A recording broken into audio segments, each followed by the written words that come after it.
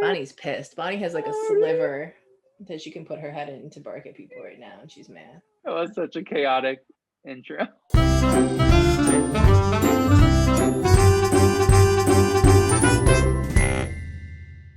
Welcome to another episode of What the Sweet Fuss. I'm Nicola Foti. And I'm God. And we're here to give you offense. What are you here for today on this day, BB? That's such a great question. And that's why I pose it. I wanted to send you, I don't remember if I've sent this to you before, but whatever. We'll repeat it if I have. Have I talked to you about wax museums? Have you talked? I don't recall. No. Okay, well, I'm sending you a little link. I just wanted you to check out some of these, basically Wyatt Duncan on Twitter said more than 10 years ago, the Hollywood Wax Museum held an online auction and sold off hundreds of life-size wax figures. These figures were auctioned for thousands and thousands of dollars. This is a thread of the most cursed figures that were sold in this auction. I'm sure the link will be somewhere below so you can also enjoy this horror. And I don't even know where to start. Well, I started at Seinfeld and was immediately horrified. It's a lot. Especially at Elaine. Oh my God, Tom Cruise. What? Who? Oh no. See, I just read the piece on Shelley Duvall that was I haven't read it yet, but I saw. And here she is as Olive Oyl with gigantic feet. Were her feet that big in the cartoon? I don't recall. Haunting. This is haunting. Oh my God, there are I certainly so don't many. recall it. Here's the thing. I just want to know when human beings will get past their need to use wax to look like people.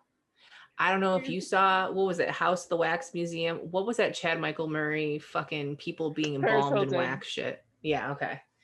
So that movie was enough for me to know that I don't need to see it. I don't need to see it. Scroll down and look at Kevin McAllister from Home Alone, please. Hold on. Oh my God, wait. The most fucking disturbing image I have seen in my days.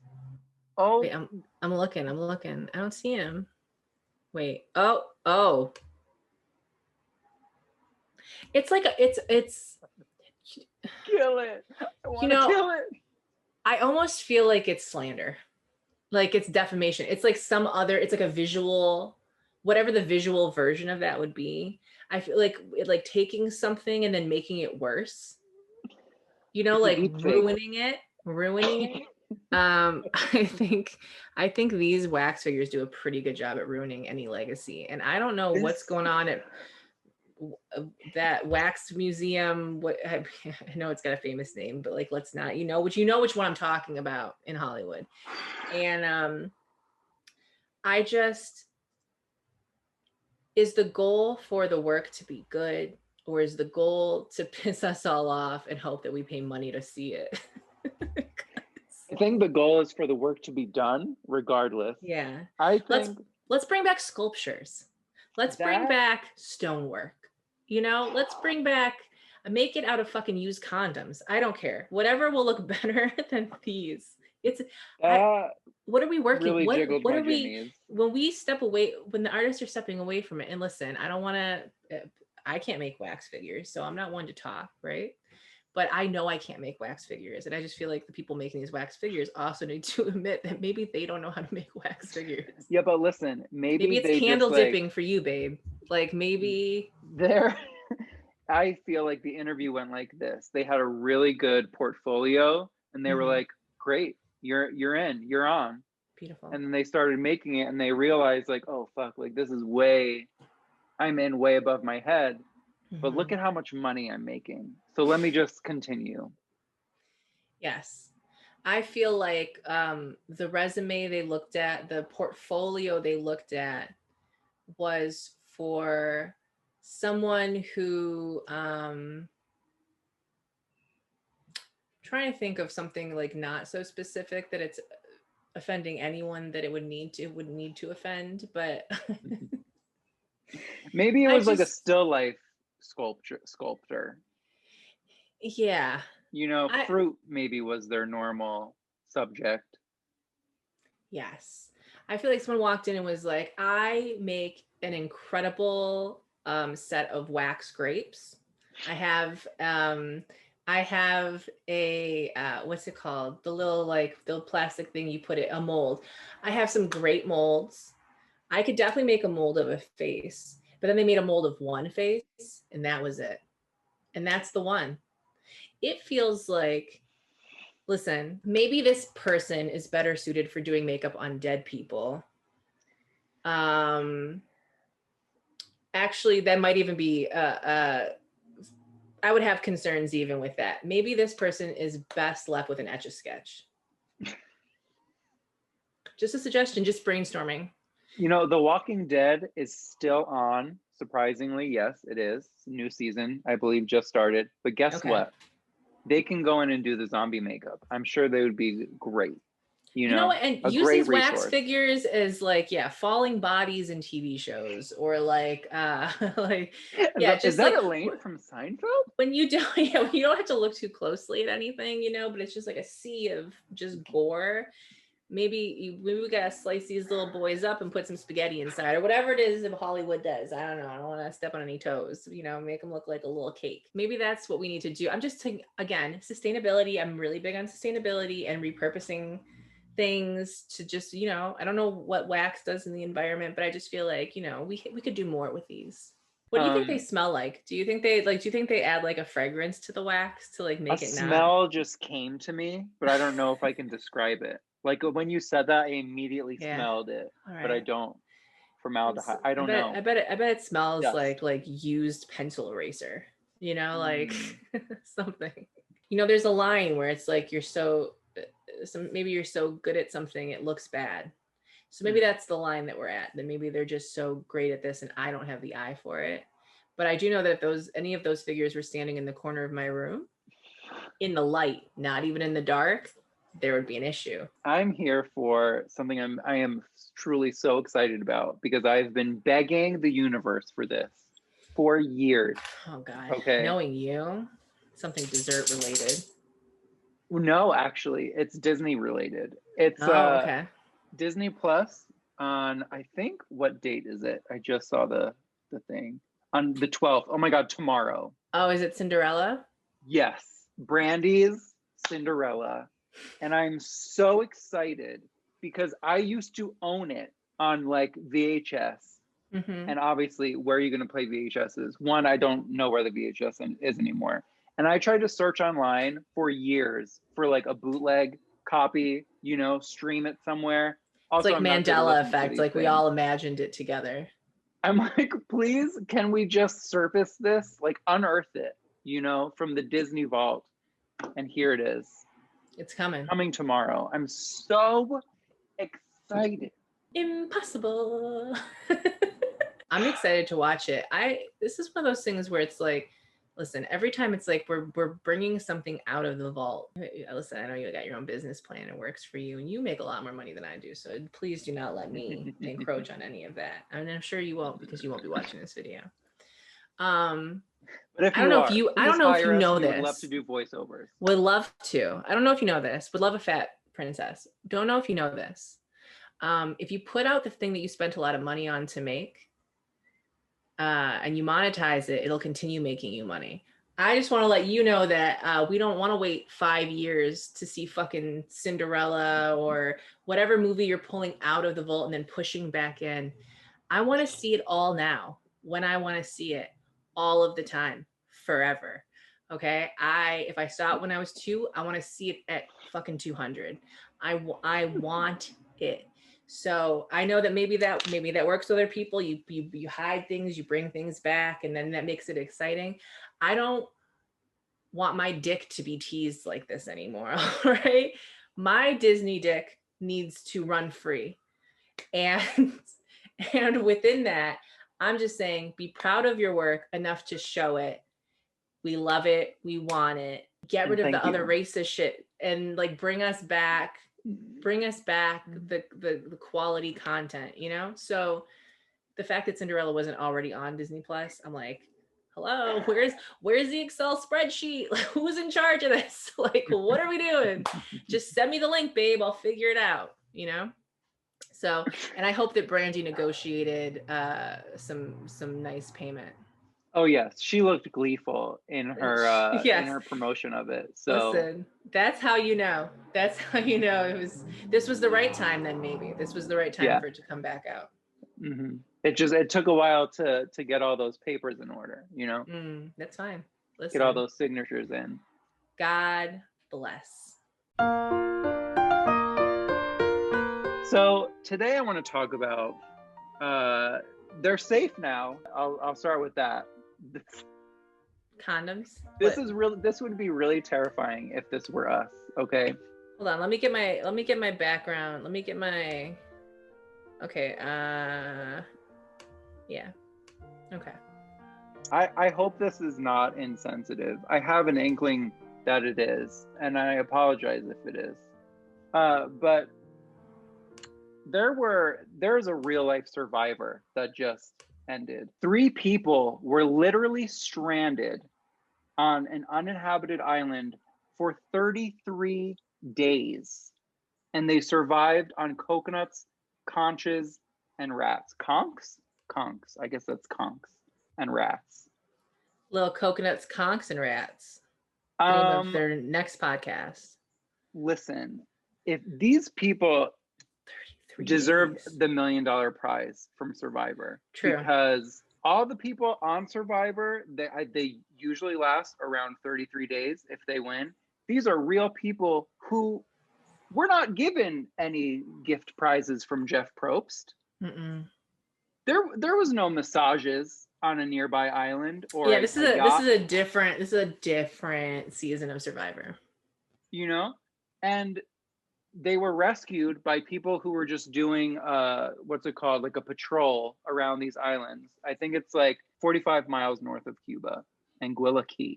Oh my God. And do we know literally how they got here? What happened? Were they on a boat? So it just said they were on a boat, and then they just kind of like ended up on that island because boat things. Because boats take Oceans. You to islands sometimes. They were living like a real life version of Lost, but without polar bears. The fact that they survived, reported injuries. Wow. Yeah, none, not a one.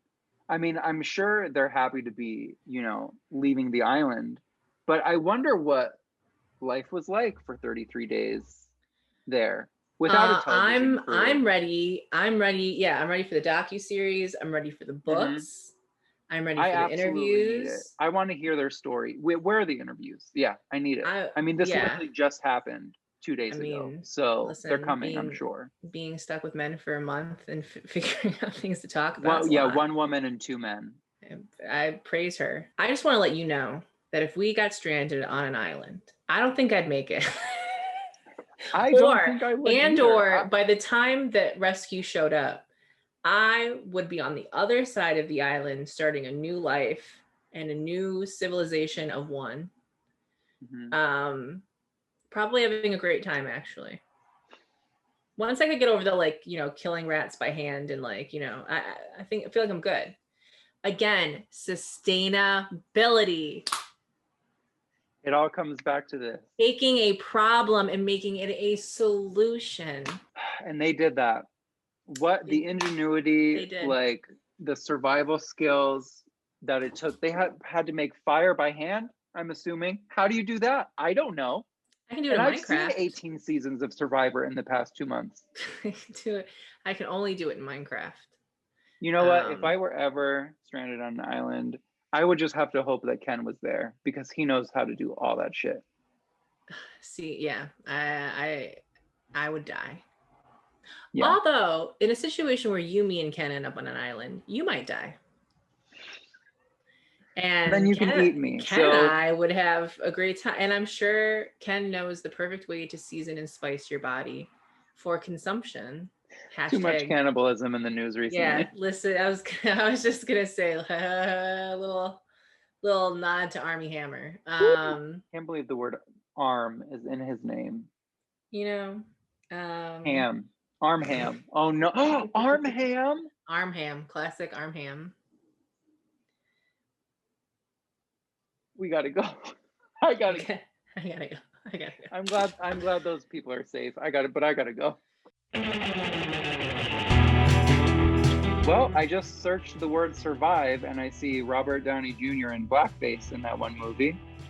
All right. I mean, this is pretty much the extent of what I can offer, which is I got my swim trunks and my flippy floppies. That's how I would prepare. And hopefully I would have those things with me. Yeah, for the 5 days that I survive. This would be me if Ken were present. Those would be Ken's hands.